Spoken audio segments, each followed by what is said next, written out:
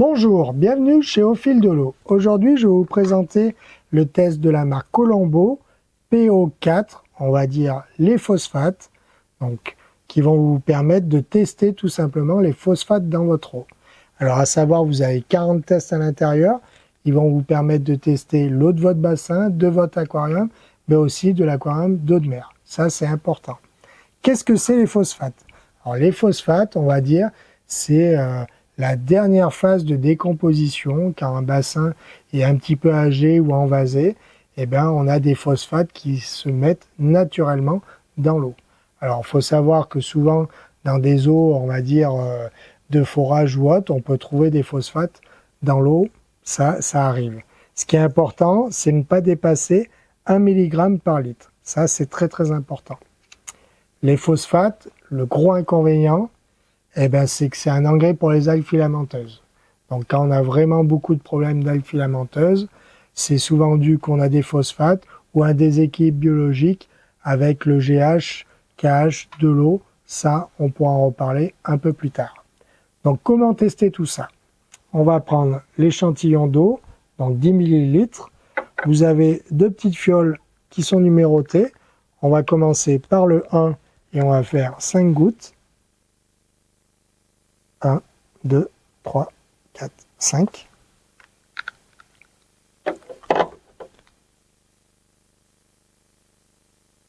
Un, 2, 3, 4, 5.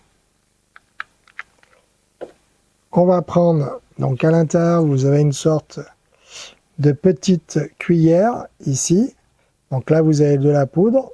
Donc vous allez l'ouvrir. Et doucement, hein, parce que c'est de la petite poudre. Vous allez en mettre au bout et vous allez le taper dedans.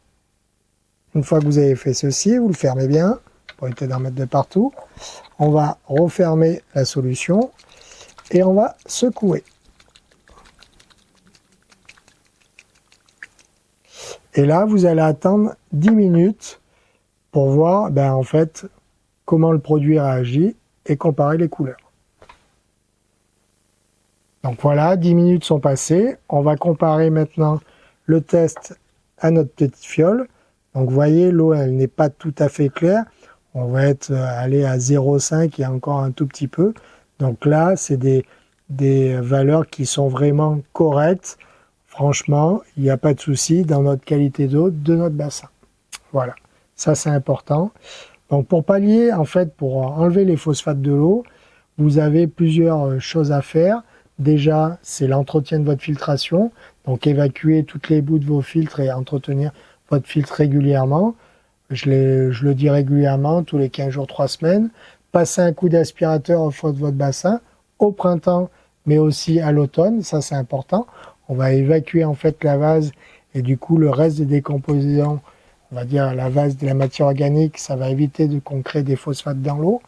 Si vous avez toujours ça, vous avez aussi en fait des sortes de résines qu'on peut mettre en complément dans le bassin qui vont piéger les phosphates directement dans l'eau.